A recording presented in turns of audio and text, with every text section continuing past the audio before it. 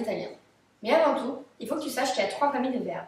Les verbes qui finissent en are, ceux qui finissent en ire et ceux qui finissent en ere. Pour le présent de l'indicatif, c'est très simple. Tu prends ton radical, tu y ajoutes la terminaison associée à la bonne famille de verbes et tu as ta conjugaison. Donc pour le verbe amare, ça donne io amo, tu ami, lei ama, noi amiamo, voi amate, loro amano. Tu peux te référer au doc qui est juste là, qui illustre mes propos.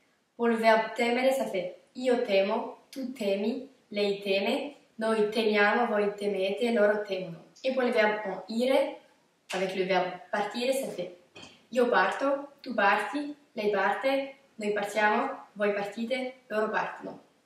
T'as vu? C'est pas compliqué.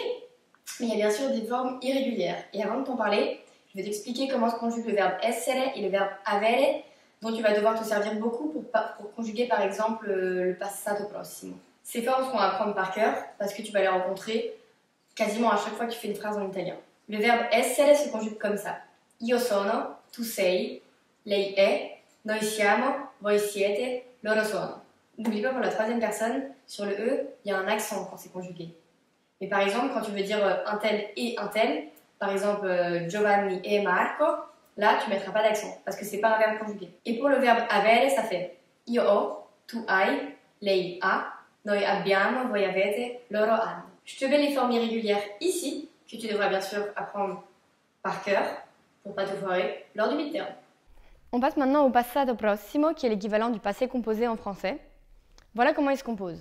Tu prends ton verbe essere ou avere au présent de l'indicatif, qu'on a vu il y a 2 secondes, et tu y ajoutes le participe passé du verbe en question. Comment se compose un participe passé? C'est très simple. Pour les verbes en are, tu les fais finir par ato, donc amare devient amato.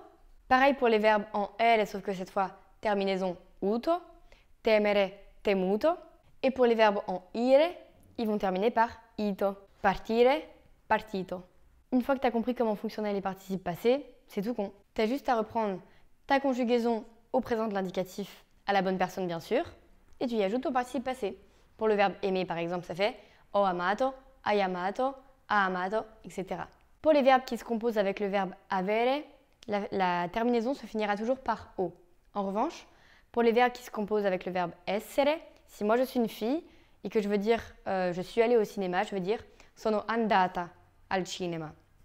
Donc ça va finir par a. En résumé, quand tu utilises le verbe avere, le participe passé ne s'accorde pas, tandis que quand tu utilises le verbe essere, le participe passé s'accorde. Pour les formes de participe passé irrégulières, je vous les mets juste ici. Tu utilises l'auxiliaire essere quand les temps sont composés de verbes qu'on appelle riflessivi ou pronominali. Par exemple, mi sono annoiata, ti sei divertito. Mais aussi de tous les verbes impersonnels. Par exemple, è accaduto, è successo. Je vais maintenant te parler de l'imparfait, qui s'appelle imperfetto en italien. Prenons le verbe telefonare par exemple, qui veut dire téléphoner. Il se conjugue comme ça. Io telefonavo, tu telefonavi, lui telefonava, noi telefonavamo, voi telefonavate, loro telefonavano. Et ce, pour les 3 familles de verbes. Les formes irrégulières sont indiquées juste ici. Pour le trapassato prossimo maintenant, c'est très simple. Si tu comprends le verbe à l'imparfait et que tu sais l'appliquer, tu as juste à prendre le verbe essere ou avere à l'imparfait, auquel tu vas ajouter ton participe passé. Pour le verbe conoscere, qui veut dire connaître, par exemple, ça va donner io avevo conosciuto, tu avevi conosciuto, lui aveva conosciuto, noi avevamo conosciuto, voi avevate conosciuto, loro avevano conosciuto. N'oublie pas que pour le verbe essere, le participe passé s'accorde. Imaginons que je sois une fille et que je veux dire que je suis sortie. Je vais dire io ero uscita. Et ainsi de suite. Tu eri uscita. Lei era uscita. Pour les verbes du pluriel, la terminaison sera ite, ce qui nous donne eravamo uscite, eravate uscite, eravano uscite. Maintenant, passons au futur. Ici aussi, toutes les familles de verbes se conjuguent de la même manière, sauf pour les irréguliers bien sûr. Si on prend le verbe leggere par exemple, qui veut dire lire, ça nous donne io leggerò, tu leggerai, lei leggerà, noi leggeremo, voi leggerete, loro leggeranno.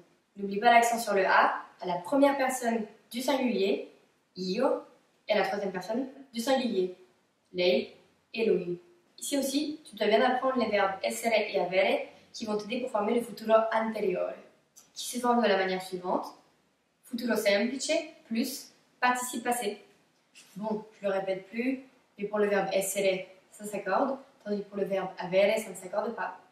Pour te donner un exemple avec le verbe tornare, qui veut dire rentrer, si moi je suis une fille, ça va donner io sarò tornata, tu sarai tornata, lei sarà tornata. Puis, noi saremo tornate, voi sarete tornate, loro saranno tornate. Pareil, je te mets les irréguliers ici pour les verbes andare, potere, dovere, vedere, sapere, avere, vivere et cadere. Ils perdent leur E quand tu les conjugues. Par exemple, pour le verbe cadere, tu vas pas dire caderanno, tu vas dire cadranno. Apprends-les par cœur. Voilà, c'est tout pour cette vidéo. Dans la prochaine vidéo, on verra le reste des verbes. Donc je vous invite à aller la voir tout de suite. Et sur ce, je vous dis à la prochaine. Allez, la bise en famille.